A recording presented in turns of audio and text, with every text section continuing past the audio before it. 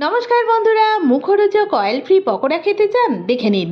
মাশরুমকে আদা পেঁয়াজ রসুন বাটা নুন হলুদ দিয়ে ম্যারিনেশন করে রেখেছি, আর এখানে আমি মেথি পাতা ছোলাকে পেস্ট করে নিয়েছি। এই দুটো দিয়ে এবার ম্যাজিক ঘটাবো, দেখে নিন। প্রথমে কিছু কাঁচা লঙ্কাকে কুচিয়ে নেবো, সেটাকে মাশরুমের সঙ্গে মিশিয়ে দেবো, আর এখানে কালো জিরে আর গোটা জিরেকে মিশিয়ে দেবো।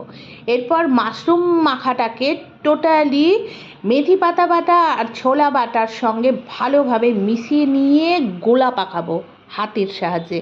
এরপর ফ্রাইং প্যানের ট্রের ওপর বসিয়ে হাতে করে একটু চেপে এরকম বড়ার আকারে করে নিয়ে এয়ার ফ্রায়ারে ঢুকিয়ে দেবো। 180 ডিগ্রি সেন্টিগ্রেডে 7 মিনিট রাখার পরেই ম্যাজিক ঘটে গেল। হ্যাঁ, সবুজ সবুজ হেলদি টেস্টি একদম অয়েল ফ্রি পকোড়া রেডি। আমি আজকে টিফিনে নিয়ে যাব একটু চাট মশলা আর টমেটো চিলি সস দিয়ে। ও রিয়েলি টিফিনে আজকে ভীষণ মজা পাবো।